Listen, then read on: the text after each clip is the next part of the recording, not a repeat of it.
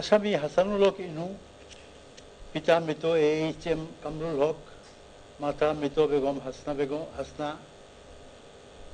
হেনাকে তার বিরুদ্ধে গঠিত ৩ নম্বর চার্জে সাক্ষী রাইসুল হক সহ অন্যান্য ভিকটিমদের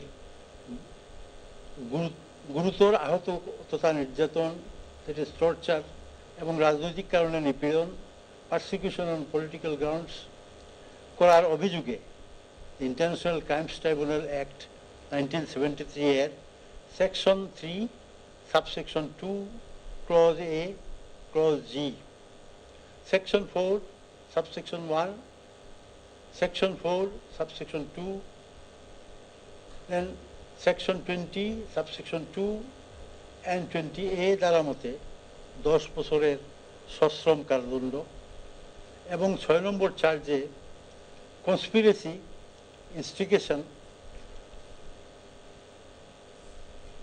এবং কমপ্লিসিটি, এটি দুষ্কর্মে সংযোগ ইন ক্রাইমস এগেনস্ট হিউম্যানিটি এর দায়ে ইন্টারন্যাশনাল ক্রাইমস ট্রাইব্যুনাল অ্যাক্ট 1973 এর section 3 subsection 2 clause A and clause G, section 4 subsection 1, then section 4 subsection 2, section 20 subsection 2, section 20A দ্বারা মতে 1 লক্ষ টাকা ক্ষতিপূরণ সহ 10 বছরের সশ্রম কারাদণ্ড এবং 7 নম্বর চার্জে কনস্পিরেসি, ষড়যন্ত্র and agreement to commit crimes against humanity এর দায়ে ইন্টারন্যাশনাল ক্রাইমস ট্রাইব্যুনাল অ্যাক্ট 1973 এর section 3 subsection 2 clause A clause G, section 4 subsection 1, section 4 subsection 2, section 20 subsection 2, section 20A দ্বারা মতে 1,000 টাকা 1 লক্ষ টাকা ক্ষতিপূরণ সহ 10 বছরের সশ্রম কারাদণ্ডে দণ্ডিত করা হলো।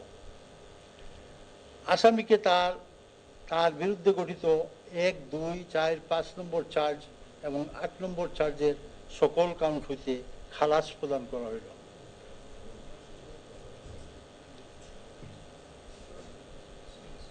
আসামি এর বিরুদ্ধে আরোপিত সকল সাজা যুগপৎ চলিবে।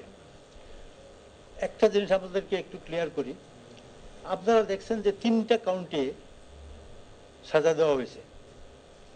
সাজা দেওয়া হয়েছে 10 বছর করে, তাহলে 3 × 30 হয়, কিন্তু না, এইটা সর্বশেষ যায় বলা হয়েছে যে আসামির সাজাগুলা কনকারেন্টলি চলবে। তার মানে এই 10 বছরই আসলে সাজা হবে, শাস্তি হবে। তো এই আর কি কথা, আসামিদের বিরুদ্ধে আরোপিত সকল সাজা যুগপৎ চলতে থাকবে। This is all about the judgment of today. So that's all. Thank you all.